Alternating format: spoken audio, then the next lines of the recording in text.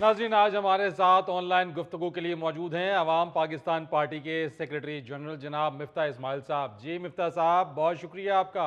आपका शुक्रिया फरीद, बहुत शुक्रिया। आप ठीक ठाक हैं, खैरियत से हैं? जी बिल्कुल ठीक ठाक मिफ्ता साहब, और आपको भी बहुत बहुत मुबारक हो। IMF ने पाकिस्तान का कर्ज प्रोग्राम मंजूर कर लिया है। जी चलें, मुबारक जनाब, बहुत बड़ी अच्छी बात है। IMF ने पाकिस्तान को कर्जा दे दिया है, बहुत अच्छी बात है। लेकिन इसकी तमाम जो सख्त शराइत हैं अब वो आवाम को ही सहना पड़ेंगी, क्योंकि हुकूमत ने अपने ऊपर थोड़ी लेनी है। जी उन्होंने तो आवाम पे ऐसे डाल देनी है जैसे मेहंदी वाले दिन औरतें दूल्हे के मुंह में लड्डू डालती हैं। और किसी को ये मालूम नहीं होता कि पूछ ही ले दूल्हे को शुगर तो नहीं है। वो धड़ाधड़ उसका मुंह भर देती हैं लड्डुओं के साथ। इसी तरह यहाँ पे जितनी सख्तियां, जितनी मुसीबतें आती हैं वो आवाम में ही ठोंस दी जाती हैं। जी बिल्कुल। तो ये जो कर्जा मिला है, इसकी जो सख्त और कड़ी शराइत रखी हैं IMF ने, वो आप देखिएगा वो आवाम पे ही डालेंगे ये लोग। आवाम पहले ही बेचारी पिस रही है। हुकूमत ने तो अपने अखराजात 24% बढ़ा लिए हैं। हुकूमत का तो फरीद साहब उस औरत वाला हिसाब है जो ब्यूटी पार्लर जाती है सिर्फ मेकअप के लिए और मैनी पैडी खामखा कराती है। आप देखिए कि इस खित्ते में सबसे ज्यादा महंगाई पाकिस्तान में है।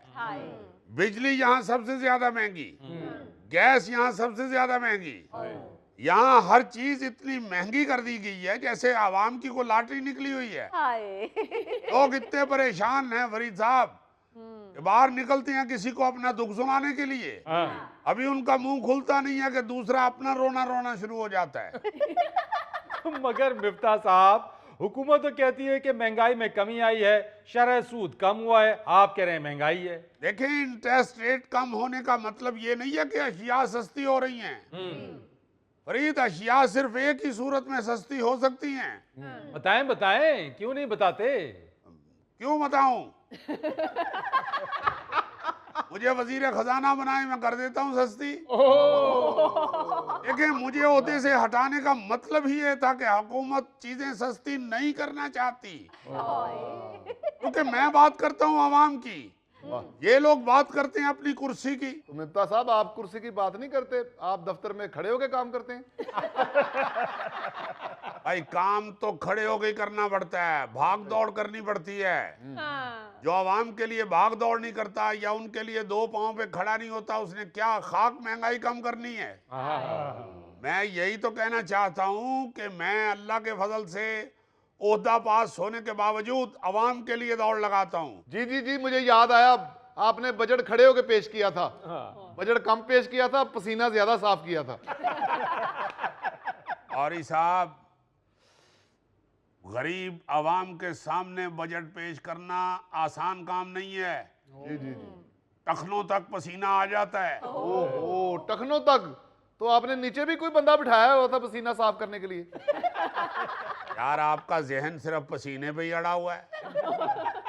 मैं बात महंगाई की कर रहा हूँ, बजट की कर रहा हूँ, आप पसीने पे अड़े हुए हैं। जी जी, करें करें। अल्लाह, पसीने पे तो कोई बंदा अड़ता ही नहीं है, फिसल जाता है। कहना मैं ये चाह रहा हूँ कि ये जो हुकूमती लोग हैं, ये तो अपनी कुर्सी बचाने पे तुले हुए हैं। जैसे शादी के खाने पे सारे दोस्त गोगे से अपनी बोटी बचाने पे नहीं तुले होते।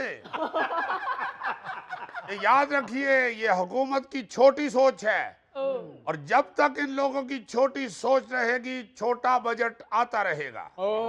मिफ्ता साहब, हुकूमत ने तो कह दिया कि मिनी बजट नहीं आ रहा, FBR ने भी इसकी तरदीद कर दी है।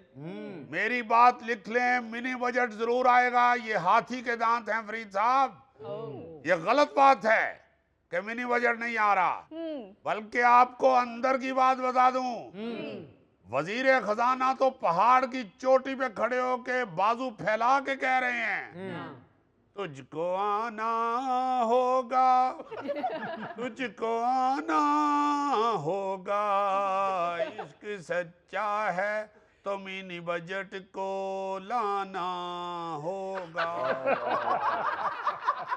असल बात ये है कि जब से आप ना हुकूमत में नहीं रहे, तब से आपको हुकूमत की हर बात गलत लगती है। वो ऐसे तो सुन ही नहीं सकते हो। नहीं गौरी साहब, सुने सुने, मुझे तो हुकूमत में रह के भी इनकी हर बात गलत लगती थी।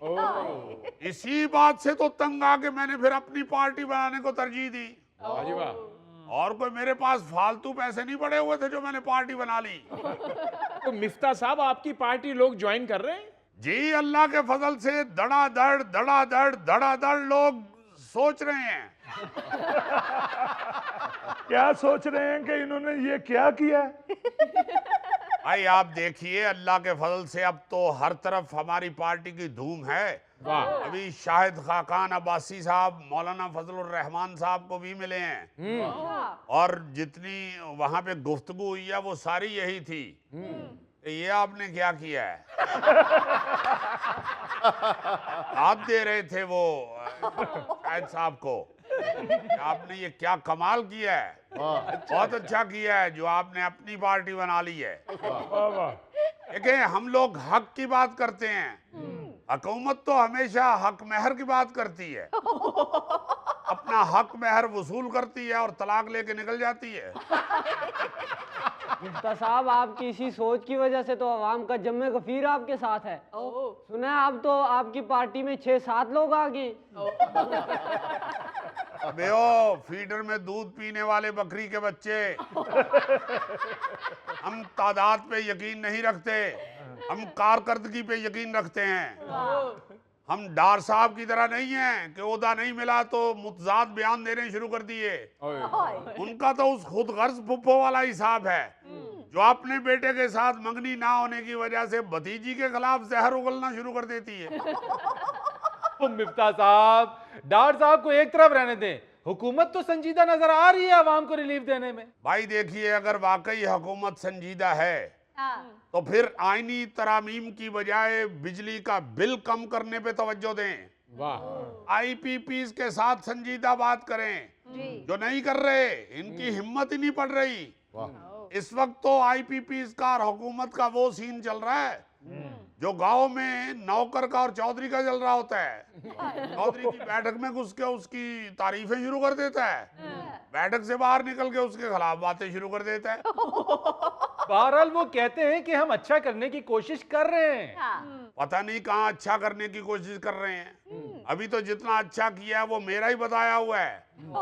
मैंने भी 118 में कहा था भाई कि ये जो नॉन फाइलर है वो करोड़ों का घर और करोड़ों की गाड़ी नहीं खरीद सकता जब तक वो फाइलर ना बने। अब ये उसी बात पे अमल कर रहे हैं। घर और गाड़ी खरीदने के लिए पहले फाइलर होना चाहिए। अब ये उसी पे अमल कर रहे हैं ना। मैं तो कहता हूं कि अगर हुकूमत ने कामयाब होना है, अपने वजीर खजाना से कहें कि मिफ्ता इस्माइल की नकल करो, बल्कि उसे कहो कि फ्रेंच कट दाढ़ी रख लो, पेंट कोट पहनना छोड़ो, शलवार कमीज और ऊपर वेस्ट कोट। बल्कि वजीर खजाना साहब हफ्ते में 3-4 मरतबा मटन के कीमे की टिक्कियां भी खाया करें, क्योंकि मुझे वो बहुत अच्छी लगती हैं। मैं लिख के देता हूं, अगर ये मटन की टिक्कियां खानी शुरू हो गए तो मुल्क माशी बहरान से बाहर निकल आएगा। वाह वाह वाह वाह, जी भुट्टो।